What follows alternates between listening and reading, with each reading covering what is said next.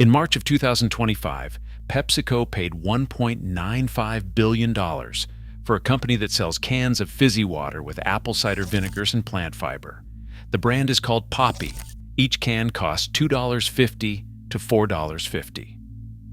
1 month earlier, Olipop was valued at $1.85 billion. Weeks later, Coca-Cola launched Simply Pop.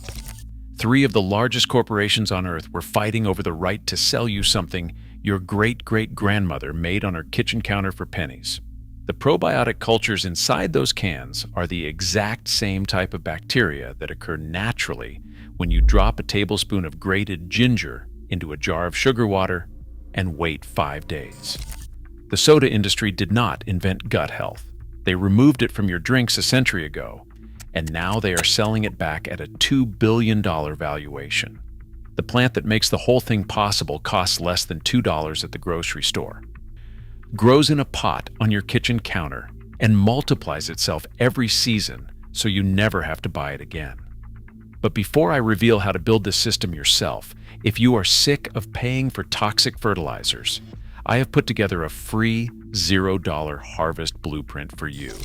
It reveals 7 zero-cost fertilizers that actually outperform everything you know, and the lazy, no-dig method that eliminates weeding permanently. One of my readers used the fertilizer trick inside, and his garden grew double the size of his neighbor's. To get instant access to the blueprint and a weekly forgotten gardening hack, click the first link in the description below, or scan the QR code on the screen right now if you are watching on television. Just open your camera app on your phone and then hold it against the screen. A yellow button should pop out. Now let me show you the plant, the science, and the exact method that makes every bottle of commercial soda on your grocery shelf completely unnecessary. The plant is ginger, Zingiber officinale, a tropical perennial that has been cultivated for over 5,000 years, making it one of the oldest domesticated plants on Earth. Ancient Chinese texts called it the universal medicine. Indian Ayurvedic practitioners prescribed it 2,000 years before the first European pharmacist opened shop. You have seen it 1,000 times in the produce aisle without realizing you were looking at a self-replicating soda factory. That is because ginger does something almost no other common kitchen ingredient can do. Its skin is covered in wild yeast and lactic acid bacteria, the same families of microorganisms that make sourdough bread rise, that turn cabbage into sauerkraut, and that convert grape juice into wine. When you combine fresh ginger with sugar and water in a jar and feed it daily, those native microbes wake up, begin consuming the sugar, and produce 2 things: carbon dioxide, which creates natural fizzy carbonation, and organic acids, which preserve the drink, support your gut lining, and dramatically reduce the sugar content of the final product. The sugar you put in is not for you. It is food for the bacteria.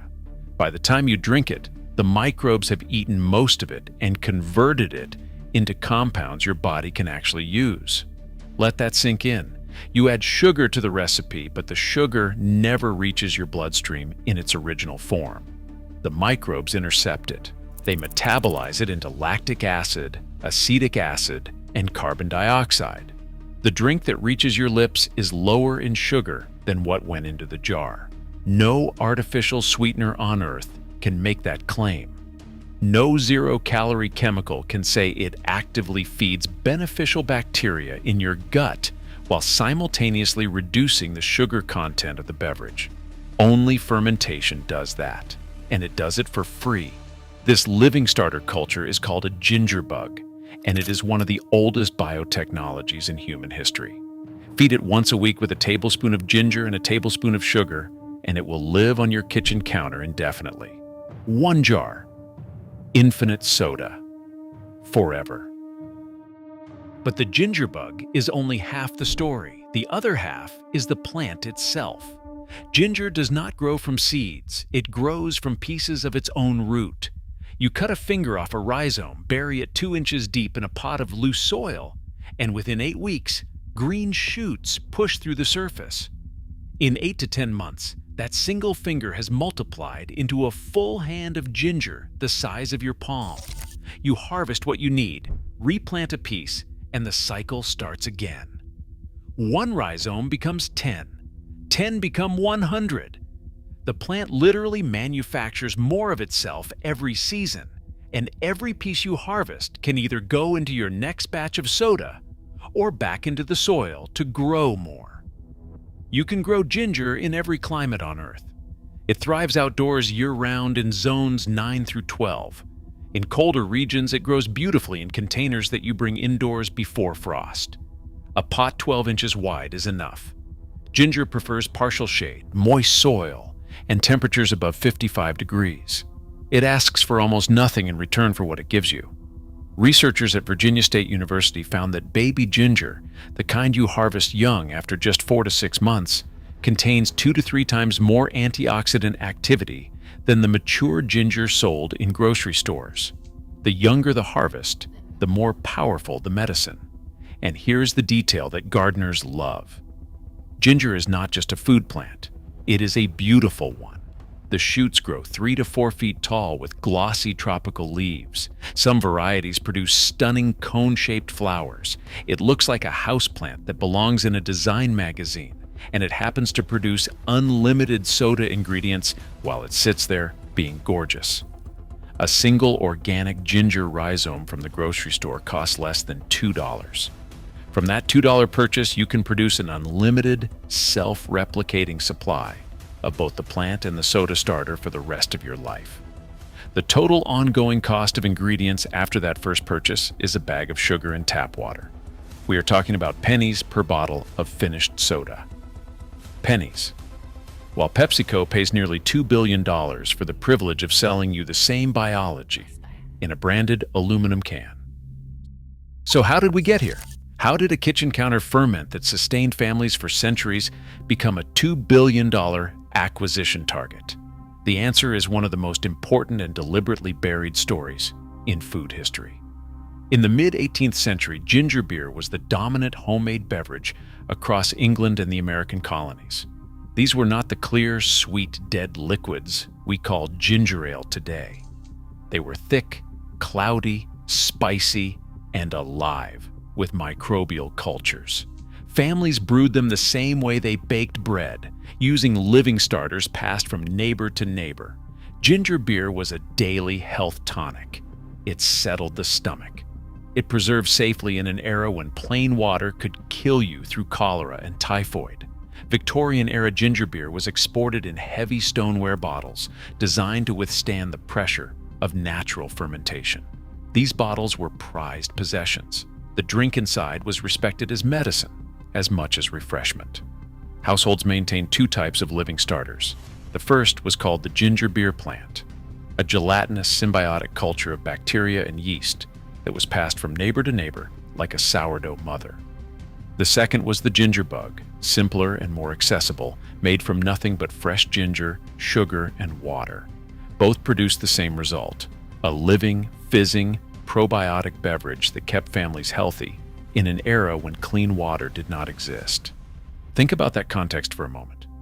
In the 1850s, London physician John Snow traced a cholera outbreak to a single contaminated water pump on Broad Street. Drinking plain water was genuinely dangerous. Fermented beverages were not luxuries. They were survival technology. The fermentation process suppressed harmful pathogens and made water safe to consume. Every household that kept a ginger bug was running a tiny water purification system powered by bacteria. This was not folk superstition. This was applied microbiology, centuries before the word microbiology existed. Then in 1855, the British Parliament passed excise tax laws imposing heavy fees on any beverage with an alcohol content above 2%. Traditional brewers were forced to shorten their fermentation times drastically to stay under the limit. In doing so, they sacrificed the deep microbial profile and complex organic acids that gave the drink its medicinal value. The living culture was the first casualty of regulation. The killing blow came in the early 20th century. Forced carbonation was invented. Instead of allowing microorganisms to create bubbles through days of slow fermentation, machines began injecting pressurized carbon dioxide gas directly into water. In 1904, a Canadian pharmacist named John McLaughlin launched Canada Dry Pale Ginger Ale, a crystal-clear, machine-carbonated, pasteurized liquid with no living cultures, no fermentation enzymes, and no medicinal compounds. It looked clean. It looked modern. It looked like progress. And the marketing machine that followed made sure you believed that. Coca-Cola and Pepsi spent millions positioning their clear, factory-carbonated drinks as the pinnacle of modern hygiene. Murky, cloudy, alive? That was primitive. Clear, sterile, consistent? That was civilized. Within a generation, the living ferment disappeared from mainstream culture. The soda counter replaced the kitchen counter, and the companies that killed the original soda now own the entire category. But the erasure did not stop at marketing. It went deeper than most people realize. In 1954, the president of the Sugar Research Foundation gave a speech to the American Society of Sugar Beet Technologists. He laid out a business strategy so brazen it reads like fiction. If Americans could be convinced to eat a low-fat diet, he argued, they would need to replace those calories with carbohydrates. And if sugar maintained its share of the carbohydrate market, per capita sugar consumption would increase by more than a third. The plan was not to prove sugar was safe. The plan was to make fat the villain, so that sugar could fill the void. In 1965, the Sugar Research Foundation launched what it internally called Project 226. They recruited scientists from the Harvard University School of Public Health to produce a literature review on the relationship between sugar, fat, and heart disease. They paid the researchers the equivalent of roughly $50,000 in today's money. They provided the studies they wanted reviewed. They received drafts of the paper before publication. And in 1967, the review was published in the New England Journal of Medicine. It concluded that dietary fat, not sugar, was the primary cause of coronary heart disease. The sugar industry's funding was never disclosed. In 2016, researchers at the University of California, San Francisco uncovered 1,500 pages of internal correspondence between the Sugar Research Foundation and those Harvard scientists. The documents were published in JAMA Internal Medicine. One of the researchers said they were able to derail the discussion about sugar for decades. One of the sugar industry executives wrote to the scientists after reviewing the draft, "Let me assure you, this is quite what we had in mind, and we look forward to its appearance in print." That single paper shaped American dietary policy for half a century.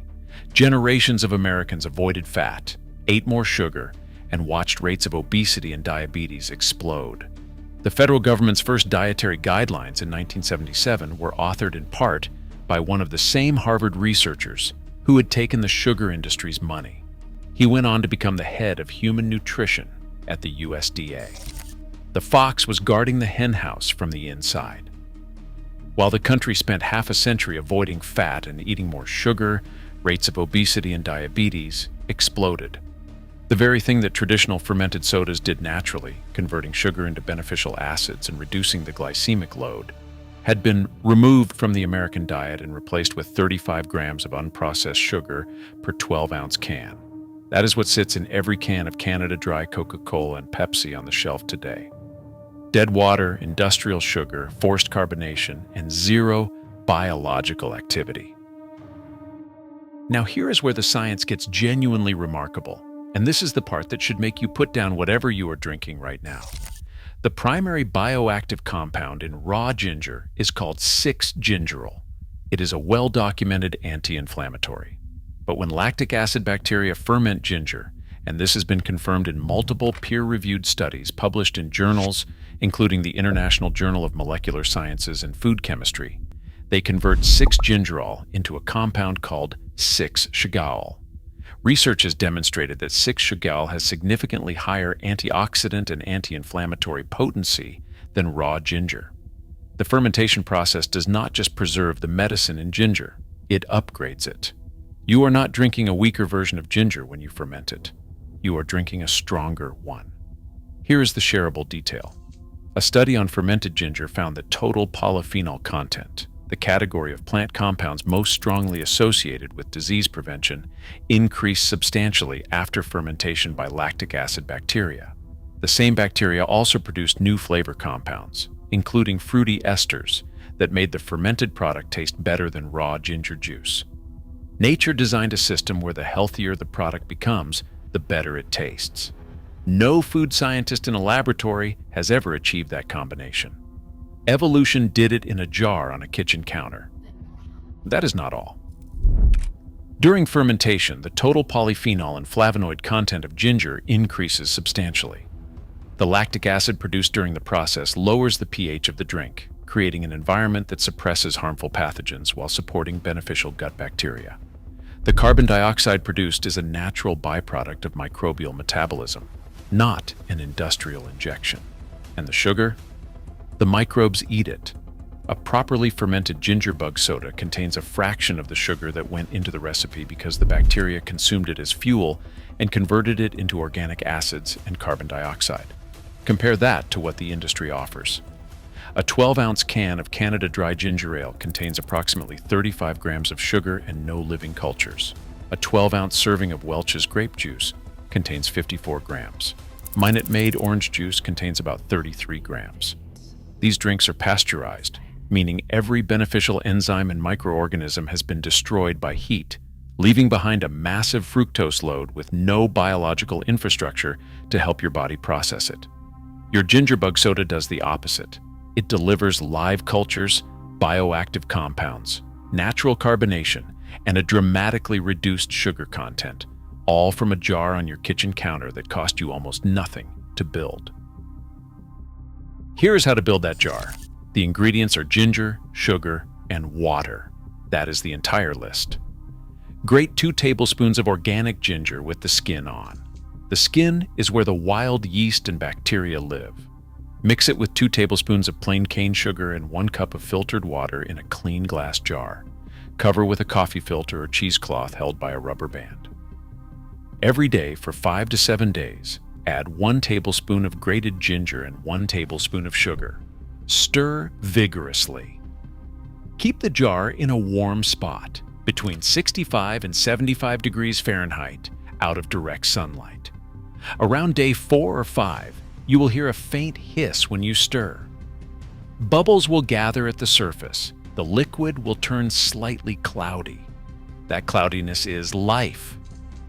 Those are billions of lactobacillus and wild yeast cells that have colonized your jar and are now producing carbon dioxide, lactic acid, and organic compounds with every passing hour.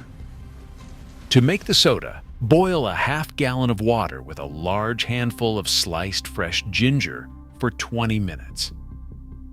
This is your flavor base, but you are not limited to ginger. This is where your garden becomes a soda factory.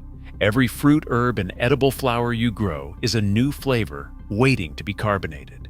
Elderflower soda, lavender lemonade, lemon balm and honey, mint and lime, blackberry ginger, turmeric and black pepper, rosemary grapefruit. The ginger bug is the engine. The flavor is whatever your garden produces. You are not choosing between 12 flavors on a store shelf. You are choosing between everything that grows. And here is where it gets even better for gardeners. Most of the herbs and fruits that make the best sodas are also among the easiest plants to grow. Mint spreads so aggressively most gardeners consider it a weed. Elderberry bushes produce enormous clusters of flowers and fruit with almost zero maintenance. Lavender thrives in poor soil and full sun. Lemon balm seeds everywhere. These are not exotic plants that require special knowledge. These are the common, vigorous, nearly unkillable plants that grow in the margins of every garden in the country. Pair them with a ginger bug, and each one becomes a flavor of soda you will never find in any store, because no corporation can patent a recipe made from whatever happens to be blooming in your backyard this week. Add 1 cup of sugar to the hot tea and stir until dissolved. Let it cool completely to room temperature. If you add your ginger bug while the liquid is hot, you will kill the culture instantly. Once cool, strain out the solids and add half a cup of your active ginger bug liquid. Pour the mixture into pressure-safe flip-top fermentation bottles. Leave them on the counter for 48 to 72 hours. The microbes will consume the remaining sugar and produce natural, creamy carbonation. When the bottles feel firm to the touch, move them to the refrigerator. They will keep for several weeks, alive but dormant. One critical safety note. Natural fermentation produces real pressure. Use only bottles rated for fermentation, the kind with the wire and ceramic flip-top closure. Never use regular glass bottles or mason jars for the carbonation step. They can shatter. Burp your bottles once a day during counter fermentation by briefly opening the cap to release excess pressure. This is a living process and it demands respect. Now step back and look at what you have built.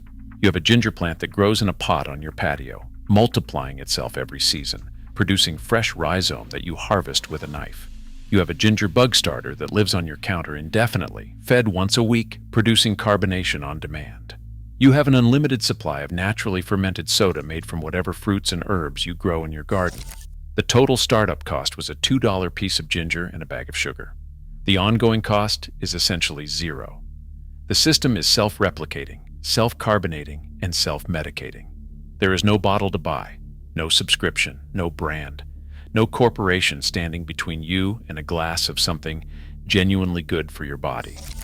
The entire global soda industry, worth over $400 billion a year, depends on you never learning that a jar of ginger water left on a warm counter for 5 days does everything their factories do, except it does it better and it does it for free. This is not anti-corporate rage for the sake of it. This is arithmetic. PepsiCo paid nearly $2 billion for a company selling prebiotic soda at $4.50 a can. You can produce the same biological product with the same probiotic cultures, the same organic acids, the same prebiotic fiber from real ginger root for less than 10 cents a bottle. The difference between those two numbers is not innovation. It is marketing. It is the distance between what something costs to make and what someone can convince you to pay for it. And that distance is where the entire modern food system lives. The Amish and Old Order Mennonite communities have been brewing fermented ginger drinks, switchels, and shrubs for generations without interruption. They never stopped, they never bought the marketing, and they never traded their kitchen countercultures for factory cans. Their rates of obesity, diabetes, and metabolic disease are a fraction of the national average. That is not a coincidence. That is a consequence of never outsourcing your biology to a corporation. The switchel is worth knowing about specifically. It is a traditional Amish harvest drink made from water, apple cider vinegar, ginger, and a sweetener like honey or molasses. Field workers drank it for hydration and electrolyte replacement during long days of manual labor. It predates every sports drink on the market by at least 2 centuries. It costs nothing to make. It contains natural electrolytes, anti-inflammatory compounds from the ginger, and beneficial acids from the vinegar. Gatorade, owned by PepsiCo, generates over $5 billion in annual revenue selling sugar water with synthetic electrolytes and artificial colors. The Amish drink that does the same job costs less than a dime and requires no factory, no brand, and no team of food scientists. There is a pattern here, if you are willing to see it. Living ferments replaced by dead factory products. Traditional kitchen knowledge replaced by branded marketing. Free biological processes replaced by $2 billion acquisitions. The gap between what you need and what you are sold is the most profitable distance in the modern economy. And the ginger bug sits right in the middle of that gap, quietly proving that the emperor has no clothes. One jar, one plant, infinite soda, no chemicals, no factory, no subscription, no permission needed. The ginger is waiting in the produce aisle right now. The bacteria are already on its skin. The only ingredient the recipe has ever been missing is someone willing to stop buying and start brewing. Your ginger bug does not expire. It does not require a software update. It does not need a subscription renewal. If you go on vacation, put it in the refrigerator. It will go dormant and wait for you. Take it out when you get back, feed it for 2 days, and it picks up exactly where it left off. It is the most patient and reliable piece of kitchen technology you will ever own, and it produces something that a $2 billion corporation cannot improve upon, no matter how much money they spend trying. If this changed how you think about what is sitting in your refrigerator right now, send it to someone who still pays $4 for a can of sparkling water with vitamins on the label. The best way to dismantle a $2 billion illusion is to show people what it actually costs to make. If you want more stories like this, hit subscribe. There's a lot more buried out there waiting to be found.